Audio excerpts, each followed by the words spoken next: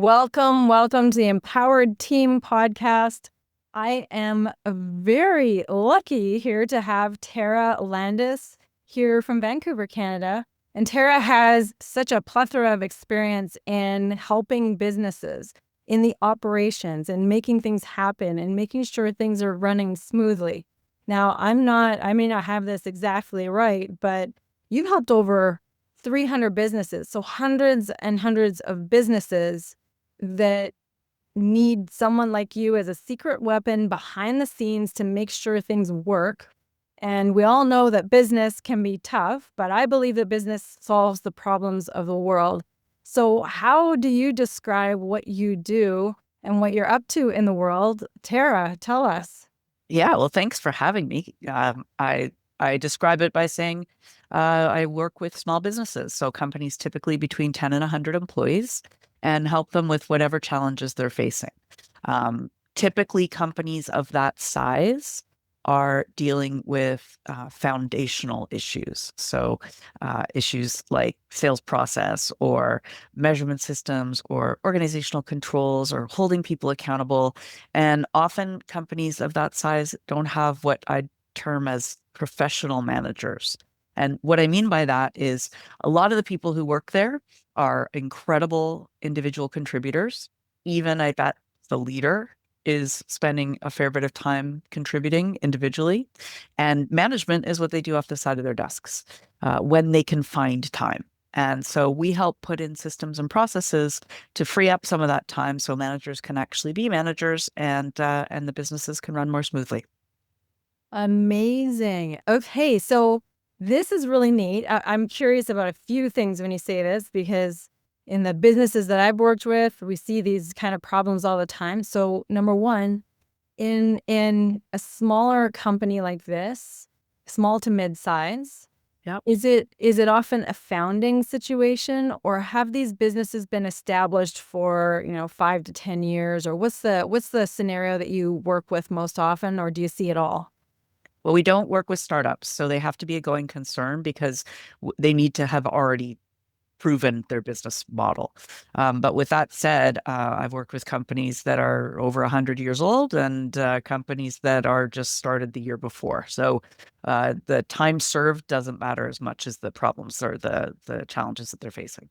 Okay. And yet you see some similar challenges in that there's sometimes, you mentioned a few things. I didn't get them all, but so sometimes it's sales, sometimes it's processes and measurement, sometimes it's just overall systems, some of their operations, or that their management isn't necessarily professional. They don't have kind of a professional way of doing the day to day. What stands out the most? If you could think of the top three things that you find that companies just overlook, they're so in the business, they've forgotten that they have to kind of make sure this is in place first. What would you say are the Mhm. top three things that get overlooked in business? I will say the first one is management training. So training people, teaching people what a manager does for a living, the difference between leadership and management, and which hat you're supposed to have on. A lot of the managers we work with are the way they sort of define their management practice is either I had a really great manager and I want to be just like that person when I grow up, or I had a really terrible manager. And if there's one thing I know for sure, I'm not going to be like them. And either way, they can overcorrect. And so, what we're trying to do is just help them understand what does a manager do for a living. So that's one area that I think gets overlooked. That just the whole training and that those basic foundational skills that they may have. I mean, they may have picked it up along the way, but they're doing it in a mindless kind of way. They're doing it because they're naturally good, not necessarily because they're building a skill. Another really common challenge we see, and you alluded to it just in the way you framed the question, is working inside the business without any sort of system or framework to work on the business. So, in a smaller organization, you are going to spend most of your time in the business, and that's okay as long as you're making sure to prioritize the strategic side of the work. So finding the time and the rhythm for strategic planning and executing on those strategic plans. It's human nature to sort of reach down in the organization chart and do things at a lower level because we already know how to do it, because it's easy for us, because we're already good at that. But is only one person in the whole organization that can handle the strategic side, and that's the leader. That's the piece that you can't delegate of all of the other things you're doing. And so ensuring that you've made some time for that can be really challenging for a lot of the smaller businesses. So those are two of the major concerns or challenges we see. I guess the third one is just sort of a lack of measurement throughout a business. We all know the saying, what gets measured gets managed. But I think businesses, especially smaller ones, tend to focus on lagging indicators, like the measures in their financial statements, for example, and not necessarily on the leading indicators. And the leading indicators are really tough to figure out, but they're also way more valuable. It is really hard to manage a business just looking at the financial statements because that stuff all already happened. You can't change the past. So I would say those are the top three. Those are fabulous, fabulous. Okay, I'm going to start to peel them back one by one here because it's so juicy, juicy, juicy. So when we go to the management and you talk about the difference between management and leadership, tell me a little bit of how you would describe that. How do you see the difference between management and leadership? Because you're describing, well, what do they do for a job? What if you're a manager? And I'm going to preface this by saying so many people find themselves in a management role when they've been really good at what they do. So somebody promotes them and they haven't ever necessarily had any management or leadership training. And there they find themselves in a position of power over other humans, and yet they just got there because they were good at what they did, not necessarily because they were skilled at leading or managing other humans. So what would you say is the difference between the leadership and management, and anything else you want to add to that? Yeah, well, leadership skills have to do with setting the vision and engaging and empowering and galvanizing others to follow. So you can't be a leader if you don't have followers. That's part of it. And there's a real focus these days on leadership skills. Everybody wants everyone to be a leader. But not a lot gets done if all we're doing is saying, let's go this way. People also need to be enabled. And so managers or management is about organizing the resources to be able to go to that place the leader is suggesting. One of my favorite analogies when it comes to the sort of different levels of the organization is, and it's a fable, it's not true, but there was an airplane and it was carrying an entire company full of people. And tragically, the airplane crashed in the jungle.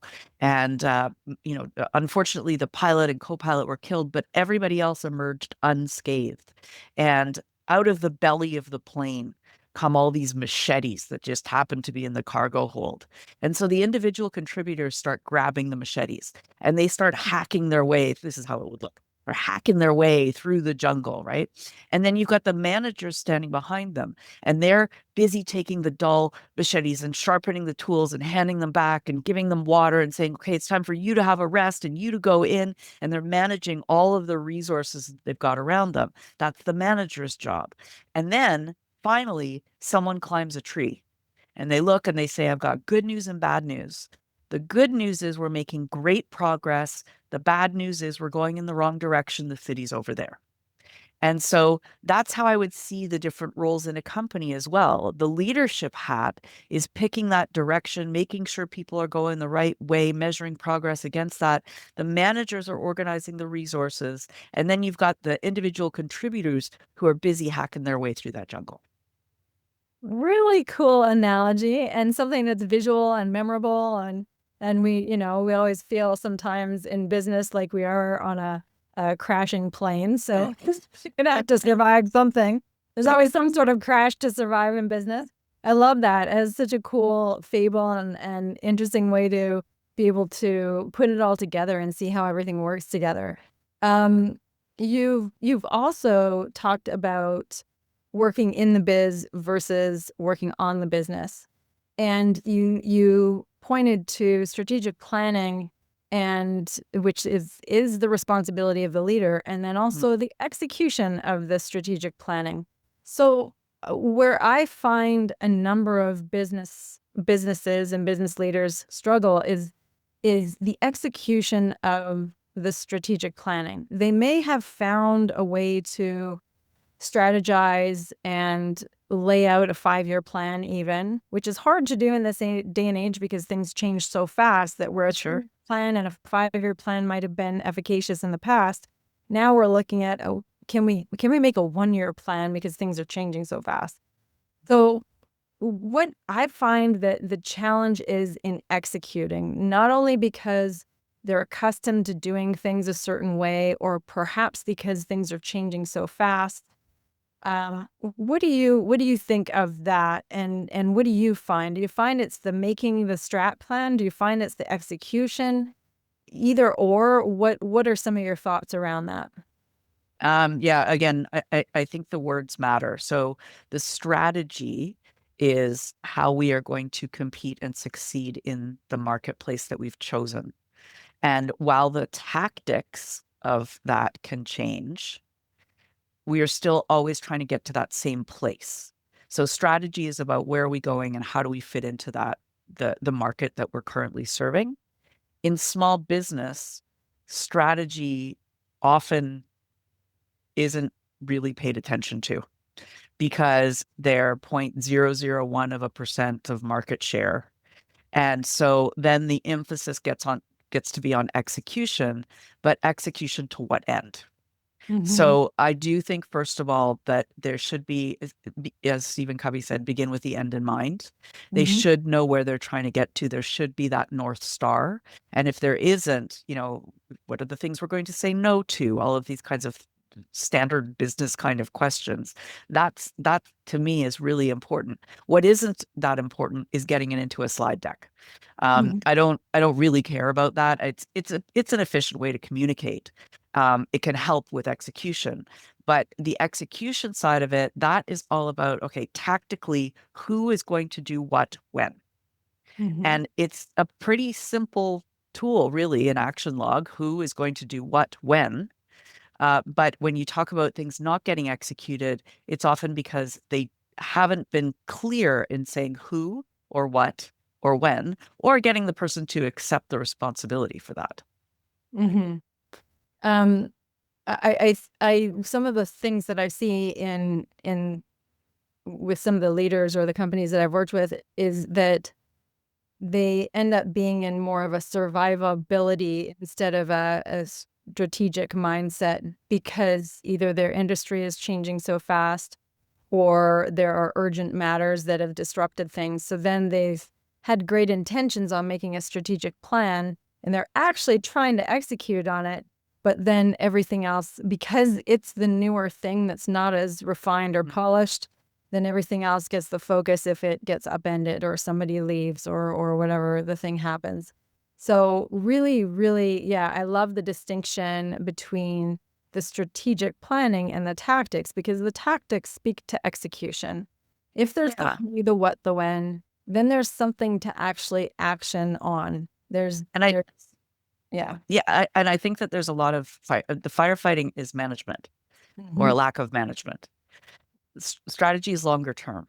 So Yes. if they're getting sucked into the firefighting of the day to day, and lots of leaders do, but there actually aren't that many seismic shifts that go on a day-to-day basis. I mean, even looking at the biggest changes we have these days, the stock market's going crazy, and we have tariffs and we have AI and all of these things, but they've already been around for years. Mm-hmm. Years. So to say, oh, well, it's, we're having this emergency fire right now, kind of don't know about that. It's been around for a while.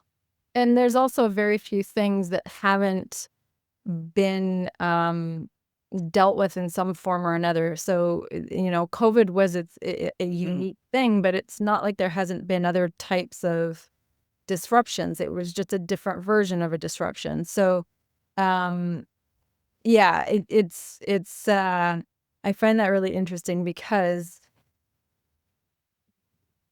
the human nature of it is allow my attention to go where the either most negative or most urgent thing is. And then that might actually uncover a lack of discipline in where I choose to put my actions. Absolutely. And I think COVID's such a good example. When COVID hit, I mean, I founded my business in 2008. I've been doing this for a long time. And when COVID hit, I knew, like I absolutely knew that I couldn't do the kind of work I do online. I had to do it in person. It just wasn't going to be any good if it was online. And more than anything else, for us at Bellrock, it's about making sure that things stick, that whatever we put in place, it stays. In fact, that's so important to us that we don't even sign contracts with our clients. If they don't think they got value, they don't pay, and that's fine. So when COVID hit, I was like, how are we going to make sure things stick if we aren't even there? It just didn't make any sense to me. But you know what? Our strategy didn't, the tactics, the way we had to execute had to change completely because we couldn't be in person. But our strategy didn't change. We still were making sure that everything had to stick. We were still offering the same services. We were still offering to the same clientele.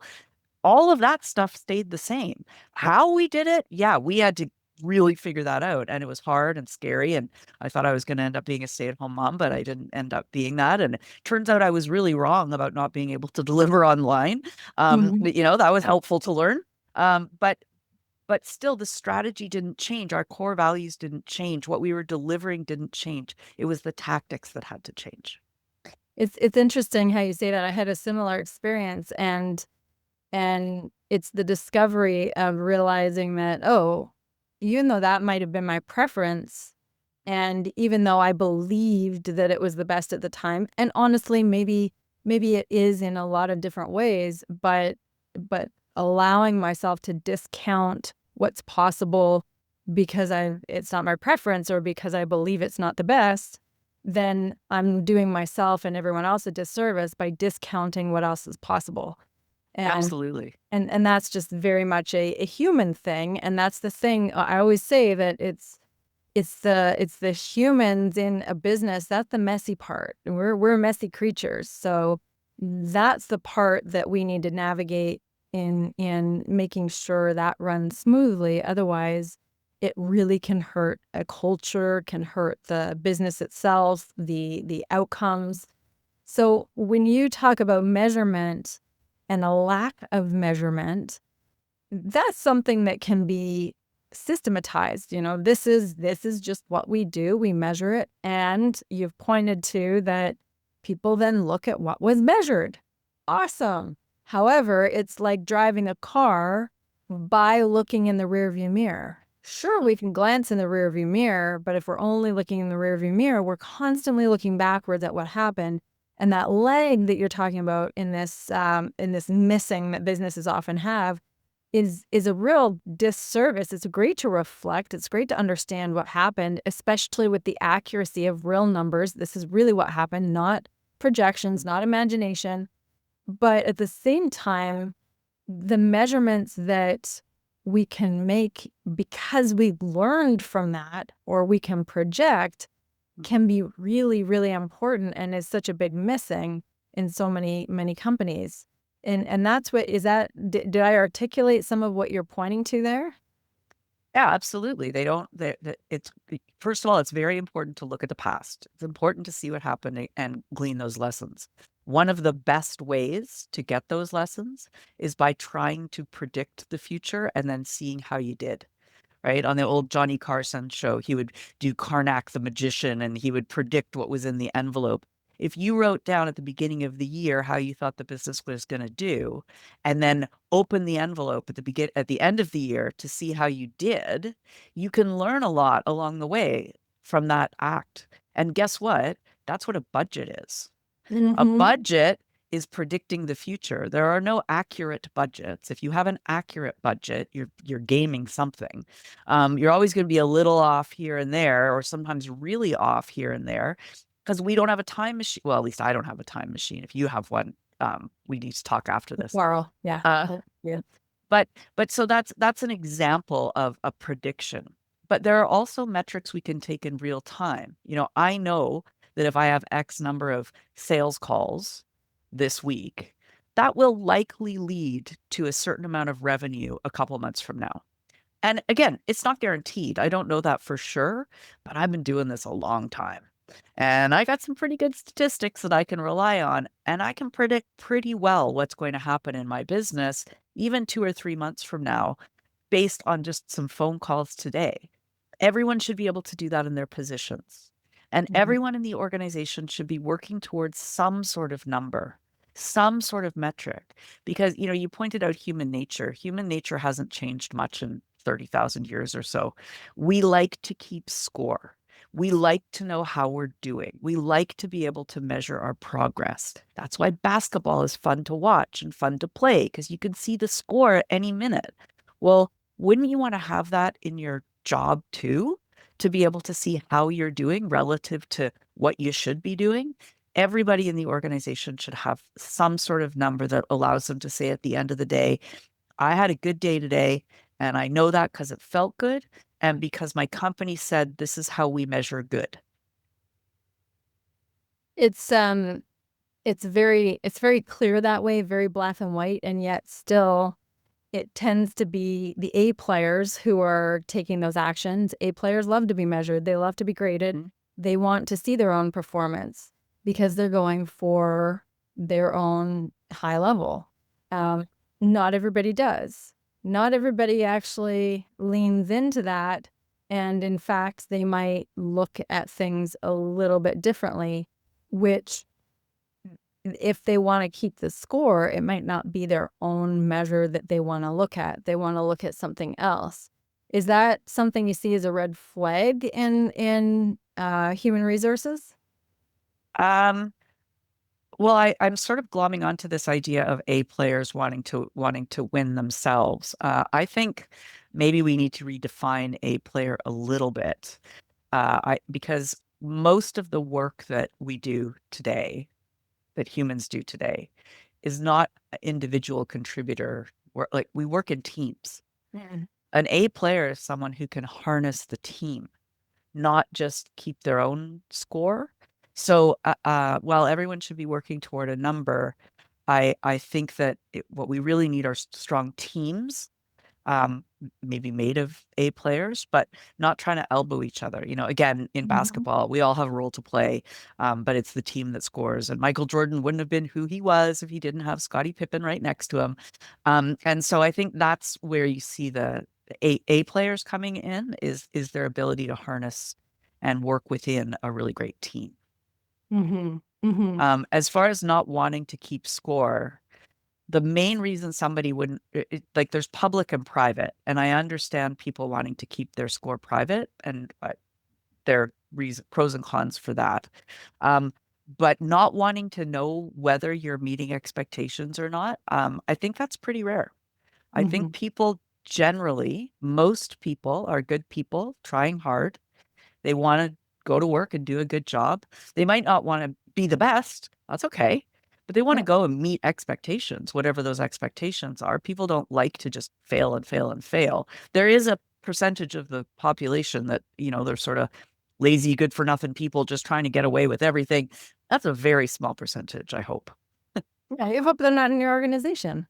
Uh, well, they aren't in mine. There you go. Exactly. Exactly. You've pointed to core values and how they manifest in everything that one does. So yourself included and people in a business. Can you expand on that and just let us know Yeah. more of your thoughts on that? Yeah, well, one of the things I think is kind of funny and mistaken is when companies come up with values, they may use the words core values, but often what they're talking about are aspirational values. This is what we'd like to be when we grow up. And that's fine as long as we identify what it is. But core values are not things you create, they're things you uncover. This is just how we behave. And people like us do things like this. And then we hire and we monitor and we fire and we measure and we do everything around those core values that make us who we are. Those behaviors are what differentiates one organization from the next. And so I really think that core values are an absolutely key anchor when it comes to strategy and strategic planning. You've already got them in your organization, but if you can't put language around it to be able to describe it to others, you're always going to be sliding out of bounds from your core values because people don't know what's expected. And they need to be able to identify what does it mean, and that's one with words in our world. Yeah. And I'm going to expand on that just a little bit further into culture, because it really, culture ends up being the chemistry of the core values of a group. And Yeah. that group of core values, and one of the things I like to say is that the culture is created whether you like it or not. The question becomes whether you intentionally create a culture within the company or whether it's unintentionally created. So there's going to be a company culture. There will in any group of humans, including business. So what are your thoughts on company culture and the relation of values with that as well? I totally agree with what you said. That it's there anyway. So do you want to be intentional about it or not? And intentional means not just identifying what the culture is, although that's a really important step. It's also not allowing people to go offside with that culture. So there are rules, there are things that lines we won't cross, and they have to be more than just don't break the law. Like we have behaviors, people like us behave in this way, and maybe that's not for everybody, but that's how we do things here. Mm-hmm. Until such time as it changes, and it can change, but until such time as it changes, we behave in this way. So don't mess it up. No, I love that. And you said a couple of times the people like us, which is very much a Seth Godin Yes, that's right. identified. And Yeah. it ends up because people want to be a part of something that's larger than themselves. And Yes. when they identify themselves with a group that, oh, we do this, their tendency to act beyond what they would ordinarily do alone is greater. They level up if they feel that they're part of something greater. And people like us do these things, and those things happen to be more than or more expanded or elevated than what they would typically do on their own, then that's really what you're aiming for when it comes to either brand or group identity or culture overall, because it's greater than one person. If one person is maybe lagging in their own performance, they feel the pull to be pulled back to what they're a part of as a group. Yes. And it's when I describe that, and even just saying it's quite primal for us as humans, Mhm. and it really speaks to how we tend to operate ideally with pods of people versus just mass numbers of people. So, do you see that there's an optimal size of company that it works really well with this number of people on the leadership team, or managers working with this number of people? Is there kind of an ideal size that you find that tends to be the sweet spot? What do you notice? Well, I will say I want to just qualify this by saying I work with smaller companies. So specifically, I'm talking about companies that are 100 people or less. I think it's different in larger organizations, maybe not. I don't know, not my expertise. But yeah, I mean, teams of 5 to 8 are the right size. And I think there's a lot of research around that as well. One of the tech leaders said it's if you can't feed the team with 2 pizzas, your team's too big. And but it also matters what level the team is working on. So for example, when we're facilitating strategy, we find that a team in that case, 3 is actually not bad, 3 to 5. And what we find though is leaders tend to want to bring everybody in because they think that's going to create buy-in. And it doesn't. because what it does is it creates the most watered down strategy you can, lowest common denominator kind of strategy that you can get. Buy-in is really important in terms of getting people's input into the strategy, but not setting the strategy. So we get their input, we make sure that they're heard, then figure out what the strategy is, and then go back and say, what do you think? And how does this fit with what we heard from you and these other external factors? So I'm going to say five to eight, but it depends at what level we're operating at. And just emphasizing one of the things you said, that it's really, you're saying input with many, yet strategy with few. Yes. And then Yes. really mirroring that back to see, does this reflect your input? Does this reflect what we were discussing, kind of thing? Yeah. And even thinking about the example I gave of COVID and me absolutely knowing that you can't do this work well online. Had I had a broader data set coming in, I would have made better choices. And it's the humility of learning from our mistakes that allow you to then be able to stay open-minded enough to keep learning and going forward. Exactly. So, yeah. really powerful. Now, you are, I'm going to describe it as consulting. Is that accurate? Yeah. Yeah, that's what I do. So when we think of AI, we think of the next 2 to 5 years. What's on your radar? What are you really kind of either concerned about or excited for, or what's something that you're kind of thinking about when it comes to the future? I want to be optimistic. There are some things I haven't quite figured out yet, though. I don't understand how governments and policy are going to rein in certain aspects of AI, certain negative aspects. I've seen the failures with social media, and so it makes me nervous.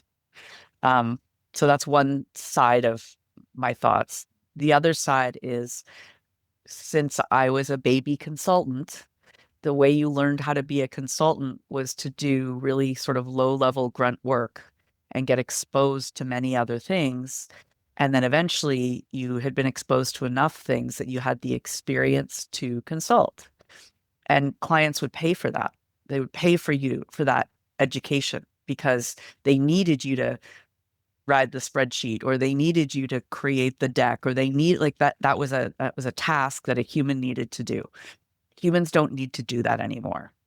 And so I understand, I think, where my role is, having done this for a quarter century, but I don't know how the people who are 25 years behind me are going to do this work, or even if this work will be there for them. Right. Whether it's obsolete because it's filled by a bot.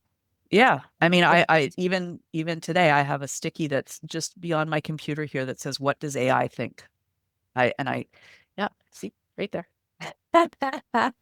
And whenever I'm trying to think through a problem or anything I'm trying to solve, I think about it. I have my own thoughts, but then I run it through the chat machine to see what else I might have missed. What other blind spots are there? What other things? And so if I'm doing that, then my clients should be doing that. And and I still think I have original ideas to bring to the table that the AI might not, but I think AI does too. And so I'm very curious what will happen to this industry as that power grows. Very, very cool. I think really that it's your curiosity right there that speaks so much, that so many people can draw from, because instead of leaning on AI just to get the answer, it's being curious enough to tap into, what am I capable of? What can I figure out? What can my brain offer? And then let's use AI to prompt more out of me. And then maybe I can prompt more out of it to create something that is a much higher quality than it could have done alone or I could have done alone. It really seems that that's where we are right now, and whether or not that's obsolete in 6 months is where I don't know.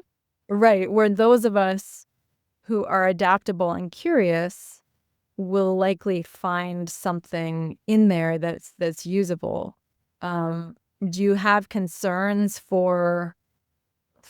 I mean, it's one thing for your field and one thing for younger consultants who don't have the plethora of experience to then draw from and then provide value. Maybe the young consultants are simply bots, and the older, wiser ones become either maybe obsolete, maybe more valuable because people want a human because the AI becomes more and more prevalent. Maybe, but how do we make new ones? Right. You don't. Yeah. There's bots. Yeah. Right. So eventually we run out of, we won't have them anymore is Right. sort of, Obsolete. yeah. Obsolete. And I don't think, I don't, I think that with the kind of problems that we deal with in my business, for now, I don't think there is one correct answer. Mm-hmm. And I think and AI often gives one correct answer. Although if you ask the question a different way, it'll give you a different correct answer. You can ask the exact same question 3 different times, exact same, and get 3 different answers. So Right. And so I think that's also, I hope that people recognize going forward, my oldest kid is in university this year. I hope, I think, but I hope he recognizes that there aren't a lot of right answers to difficult problems. It's just a series of trade-offs. mm-hmm. And so we need that sort of interaction and experience to be able to identify what the option set is and what the trade-offs might be. It's a really common challenge that, again, I think it's a human nature kind of thing. We just want the right answer. And if you can get a right answer, do that thing. Like, Yeah, don't be great. silly about it. Awesome. Yeah. Don't Make it start. harder than it needs to Yeah, be. don't start rationalizing. I was in a meeting this morning with a woman who has a staffing issue, and the person just clearly needs to be let go. They're stealing. They're doing like it's Let them. black and white from where I Yeah. sit. Um, but they did this, and then maybe, and hand wringing, and what if and it's no, they steal, they go. Yeah. Easy answer there. Yeah. But most problems aren't that easy. And No. even if they are that easy, we still hand wring. And yeah, We so struggle. We struggle. have a human suffering thing that we Yeah, well, so if the computer starts saying, "Oh, just do this," and we start mindlessly following that, because it takes some agency away from us, but it also takes accountability away from us. That's kind of a scary thought. Yeah, yeah. And we like to keep things, even those of us who like to change, we still have nostalgia and attachment to the way Oh things are. yeah. So it's a very interesting time. However, I truly think that people who are willing to be open-minded, curious, um and discover then can adapt to whatever the changes are. So you're definitely in that vein. I am I really love this. There's a couple things I want to point to here. One is that you run management training programs and you do that quarterly for businesses. And typically, do you take a few businesses or one at a time? How do you operate those training programs? Well, we run public and private cohorts. And what sort of differentiates our training is the high touch nature of it. So we run classes once a month for 3 hours, but every class has a one-on-one coaching component.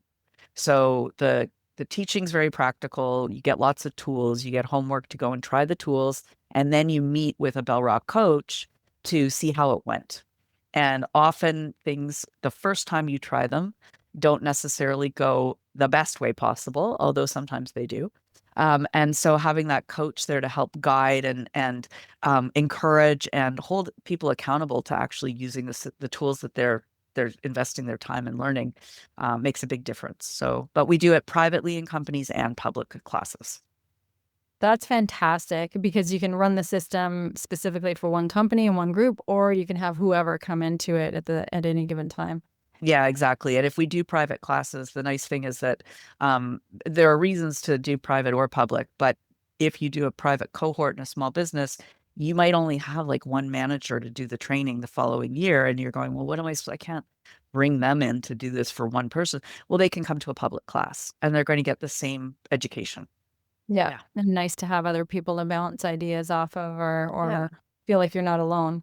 That's really cool. And I want to just tap into a little advice here. You'd said in previous communication with me is best advice that you've received was to remember that everyone is the star of their own movie and you're just a bit player. So don't worry so much. Now, if I love that advice, I think that's such a great thing to help us remember that, you know, we're kind of everything in some ways in our own mind, and really we're also nothing. Yeah. And I went to buy some clothes on the weekend and I've got a reunion coming up and I was trying on different things and I was like, well, I don't really like my arms. I don't want to show my arms. And she's like, yeah, I hear you that you have a thing about that and I don't want you to be uncomfortable, but nobody cares about your arms. It's like, you may your arm, but nobody else. She's right. Who's going to be looking at yeah, my arms? Who cares? yeah, So it's kind of, exactly. it's true. You know, we're It's very very good. self-conscious. And if you had a piece of advice to give people who either your younger self or Yeah. people who are growing and experiencing business growing pains, what piece of advice would you give your younger self or someone who's in that growth stage? Yeah, I would well to some degree I would give the same advice. Don't, you know, everyone's not looking at your arms. Don't worry about it. Like whatever you think is this huge weakness, it doesn't matter. Or it likely won't matter. But I guess the other thing I've said this a lot is most people are good people trying hard. So let's make that assumption. Let's not assume that, you know, my husband and I were in a horrible traffic jam this weekend, and you know, everybody was cutting in from the other lanes and they're all jerks because they're cutting in from the other lane, every single one of them, right? Except for us. When Yeah. we realized we were in the wrong lane And we don't and had to cut someone else we're off. not the jerk. But that was because we didn't know any better, right? And so I just think if we could allow everybody a bit of grace, most people are good people trying hard. It's a happier way to live if you make that assumption. Yeah, Yeah. that's beautiful. Well, I can't tell you how much I appreciate this. It's been a pleasure. And I think people will really gain a lot of insight, wisdom, and tangible, practical tools from what you've shared with us today. So thank you very, very much. Well, thank you for having me and for having this conversation. I really enjoyed it. Amazing.